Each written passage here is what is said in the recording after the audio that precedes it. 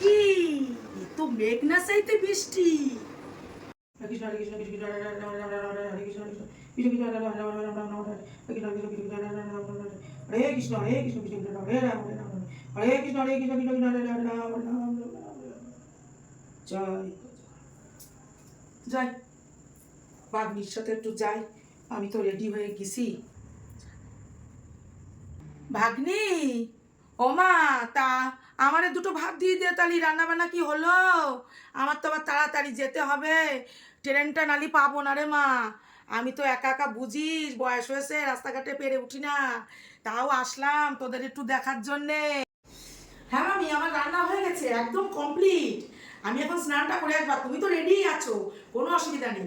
আমি স্নানটা ঝট করে সেরে আসি, এসেই তোমাকে খেতে দিয়ে দেবো, ঠিক আছে? তো আমি যাই, স্নানটা করে আসি, যে গরম, বিভৎস গরম পড়েছে।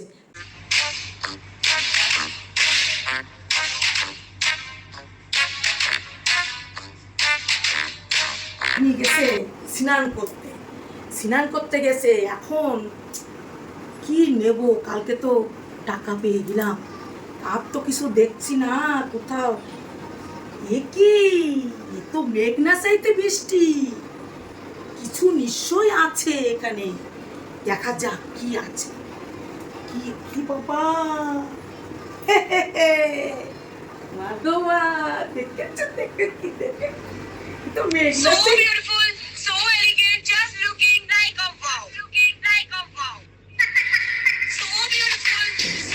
চুরি। ভাগ্নির গয়নাগুলো আমার খুব পছন্দের, খুব পছন্দের। আমার খুব অনেক দিন ধরে মনে খুব আশা ছিল। এই দেখো, দেখেছো? তাড়াতাড়ি এদিকে ভাগ্নি লক্ষ্য না করতে করতে দুটো খেয়েই অমনি এখান থেকে যেতে, ট্রেন ধরতে হবে পটাং, নালে আর হবে না।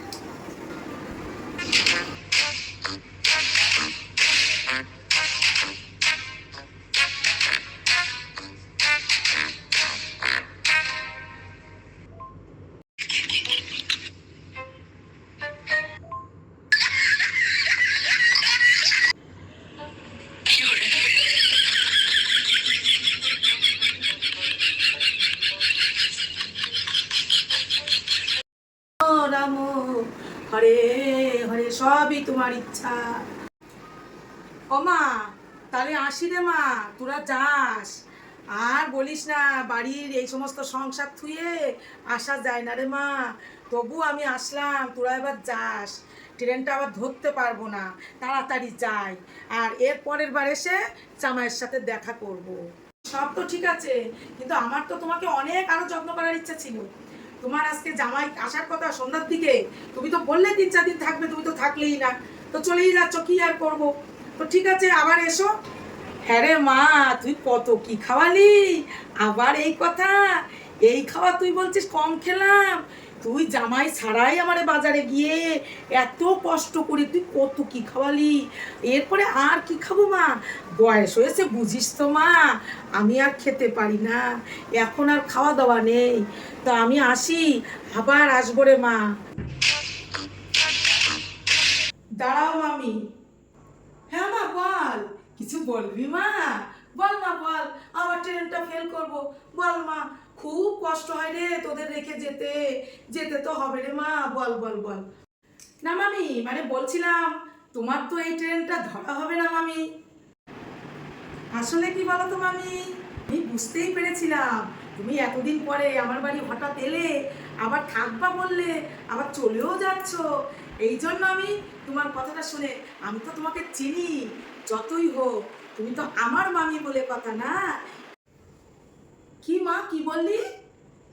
এ কি মা, তোর সোনার চুড়ি আর কি রেখেছিলি? ও বাবা, এ তুই কি শোনাচ্ছিস? ছি ছে ছে ছে ছে ছে ছে ছে ছে। তুই কি আমারে সন্দেহ করলি রে মা? তুই আমারে সন্দেহ করছিস? এই জন্য আমি কিন্তু বুঝে শুনে, আর আমার বাড়িতে আসার উদ্দেশ্য কারণটাও আমি বুঝেছিলাম, তাই আমি এই ক্যামেরাটা ফিট করে রেখেছিলাম, হিডেন ক্যামেরা। হ্যাঁ